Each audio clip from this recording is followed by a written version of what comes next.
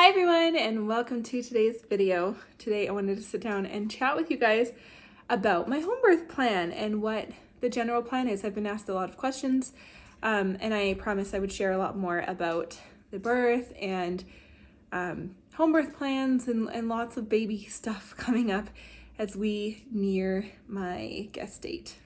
This is my second pregnancy under the care of my amazing midwife and I'm having a home birth.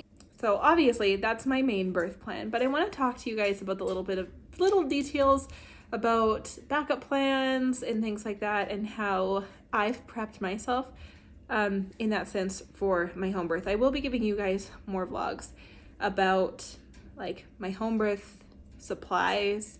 That'll be another video. I'm going to share like postpartum supplies and stuff I have and what I recommend using and what I use. So lots of things like that, but today it's just talking about the birth plan. So just in case we have some new faces here, hi, my name is Rainbow. This will be my third baby. This baby is coming along after, so many years of desperate hope that we would have this baby. My other two kids are 12 and 8, almost 9. Oh my goodness. It feels weird to say he'll be turning 9 this winter. And I am pregnant with another little boy. We are so excited and just there's so much gratitude around this pregnancy and so much peace, and it's coming many years later, so it's like we're totally different people and parents now, and that is exciting in itself, just to experience having a baby, in our 30s as opposed to our 20s. And yeah, it's a really exciting time for us. So a really tiny little bit of background. I don't want to go into it too much because that's not really what this video is for. So my first I had in a hospital. As far as hospital births go, it was a wonderful birth experience. As far as like what you would expect out of a hospital birth, it was perfect. There are things that I personally didn't like that happened. And the minute she was born, I didn't want to be there. I was like, this is not where we should be. I just felt like literally it was like all the instincts flooded into my body when she was placed on my chest, and I was just like, we are in the wrong place. This is not for us. And so with my second, so I had 3.5 years later, we welcomed our son, our first son, and we decided to have him in a birth center. Now, our birth center is different than a lot of birth centers. Most birth centers are attached to a hospital or they're very hospital-like. Our birth center is one of the only freestanding birth centers in all of Canada. It is much more like Ina May Gaskin's The Farm than a hospital setting. It is a converted house, so it's like a little cottage. My midwife's clinic was underneath in the basement portion, and the birth center was upstairs in the up living portion. There were 3 suites and a kitchen and a living room, and so it was like all the equipment was tucked away in drawers, dressers, armoires, closets. It was like going to a little cute Airbnb cottage. And so I like to say that was a home birth away from home, because it's exactly what it was. It was just like staying at somebody else's home to give birth. The reason we didn't have a home birth with my second was because at the time my midwife was at a clinic that you had to be within a certain distance of a hospital that delivered babies. I live in rural Alberta in Canada, and our town doesn't deliver babies. We do have a hospital, but they used to deliver babies back in the day, but they don't deliver babies anymore. They don't have a NICU. They don't have any preparation. In extreme emergency, they could obviously deliver a baby, but they don't do that here. We have to travel to deliver our babies. So I'm located about half an hour outside of one of the big cities in Alberta called Calgary, and so we have to either travel to Calgary or some of the surrounding, well, really there's only 2 options. We could go also to Drumheller, where I've taken you guys to go see the dinosaurs and stuff, and they also have actually a state-of-the-art hospital, and that is where I chose to give birth to my daughter. Most people go to the city because the city's equipped with several hospitals. So anyway, back then, like 9 years ago, yeah, we were just about, I think we were like 5 to 10 minutes out of the range where we could be accepted for home birth by this particular clinic of midwives, because we were just slightly too far away from the first hospital that would be able to help us should something happen. So that kind of took home birth off the table for us, unfortunately, but thankfully we had that beautiful birth center, and that was a great backup. So long story short, I had our son in the birth center, and it was a beautiful experience. And it was my first, sorry, I have fruit flies in my house. It was the first, my first experience with midwife care. Yeah, it was really healing and wonderful for me. And so now going into this pregnancy, I knew that it would be midwives again. And I knew I wanted to be at home this time. So I had really hoped, I was open to going back to the birth center if that's what we needed to do. But I had contacted my midwife well before I was pregnant, while I was trying to conceive this baby, and just to be like, hey, it's been forever. And we touched base, and she was like, yeah, I'll happily be your midwife again. I'm so excited for you. And then once I became pregnant and let her know, she told me she had actually switched with midwifery care teams, and now she was fully able to do a home birth for me and come to me.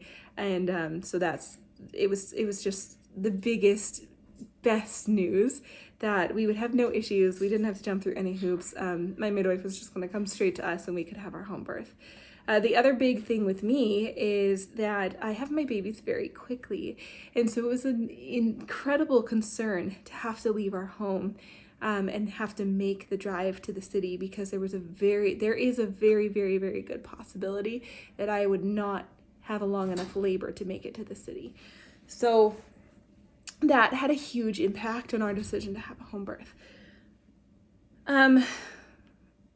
So anyway, that was kind of a long-winded backstory, but I just want to clarify for anybody who's into birth and is listening, and just give you a little bit of background. And if you have any questions at all, or I've said something that intrigues you and you want to hear more, just let me know, and I'll answer anything I can down below in the comments. So yeah, we are prepared for a home birth this time, and we've kind of prepared two ways, and let's talk about the birth plan and how we've prepared now. Like I said, I had mentioned that I have my babies very fast. So I've never experienced labor happening before my water breaks. I'm one of the very, very few, I think I'm within 1 to 3%, something very small, whose water breaks and then labor begins right away. So I don't know what it's like to go into labor where contractions happen first. It kind of freaks me out that if I have contractions first, I won't recognize them. I have a very high pain tolerance, and I feel like I might ignore them. So the water breaking first is a very helpful thing for me, because it's oh, baby is coming. And then within 5 minutes, I get my first contraction and it's go time. So with my daughter, she was born, I think if her birth had happened without intervention, I think she probably would have been born within 6 hours of my water breaking, 6 hours after my water broke. I went into labor right away and everything, but it was a very busy weekend in the hospital, and it was Thanksgiving weekend here, and I had a failed epidural that didn't work, and because then later I realized that anesthetic in general doesn't work on me. And so then I was given, Cervidil and blah, blah, blah. And that slowed, I had a lot of things that stalled my labor a lot. So even though she was a first baby, she was born about 11 hours after my water broke. But I think without any intervention, she would have been born much sooner. So when it came to having my second baby, again, nothing before my water broke, and 3 hours later I was holding him. And so we're expecting this labor, we're prepared that this labor could go much faster, probably more on par with my son, if not much faster. So I just want to preface that because that's made our birth plan a little bit different, and we've had a plan for that. We also have to plan for the instance that my midwife does not make it for the birth, and what we would do in that situation. So here's the main plan. I'm planning on a water birth. I planned a water birth with my son, and I had a water labor with him, but then at the last second I got too hot and got out of the tub, and I had him I literally walked to the bed, had a contraction, got on the bed, gave birth to him. I just got too hot in the tub. So I tried to have a water birth. So with this one, I am planning a water birth. I find deep comfort in water. And it's just it's my go-to if I'm sick, if I'm not feeling good, if I'm sore, I go to the tub. So our bathtub is quite small, so we're not going to be using our bathtub. I have a birth pool right behind me here, and we're going to actually set that up in the living room right here because this is my ideal dream scenario, would be that I would give birth right here in the living room. You know, the sun's setting and the Christmas tree is right here. I'm due a week before Christmas. It's just magical. We can turn the fire on if we want. Everybody has lots of ample, comfortable seating. The kitchen is right here for snacks and beverages for everybody and me. I just think it would be so lovely to give birth to my Christmas baby by the glow of my Christmas tree. And so that is the plan. That's the original first plan. Number one is to set up the birth pool right here. We actually have to have the birth pool mostly set up. Actually, within the next 3 weeks, we have to set up the birth pool and have that ready to go because we do have to be prepared for this going very fast. So that's the original plan. Now, backup plans. In the event of, let's just get this out of the way, in the event of an emergency, my midwife had me choose a hospital that I was comfortable with, and so I chose one that both her and I like the most. And so we have a backup hospital chosen so that if something were to happen or we needed to transfer, we know where we're going. Everybody's on the same plan. So we have backup plans like that. And then backup plan for a fast labor. This is the plan. So the plan is to have, because I'm expecting this labor to be about 2-3 hours, but we need to be prepared for it to be, 45 minutes or something, which is a very, very, very real possibility. And so part of that plan is to have everything set up. This is my bassinet, obviously, and I'm keeping all my birth supplies in here.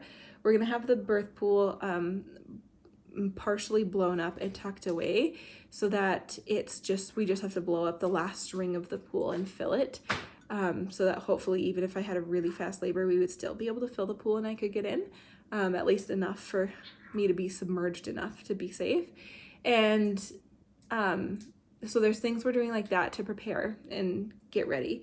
And then something else, the backup plan is if it's going too fast and we don't have time for the pool at all, I have a huge walk-in shower, and that is my backup plan. So like in the event that we're going way too fast and the midwife is not going to make it, and it's just going to be us.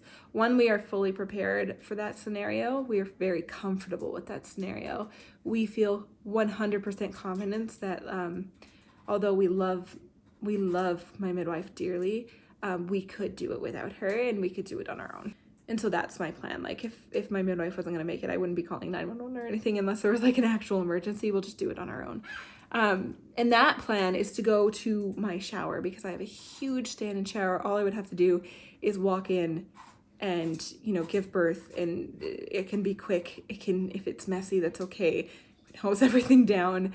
That is the backup plan. And then we'll also have my bed prepped as well. So we'll have like the plastic sheets underneath and prepared for birth that way.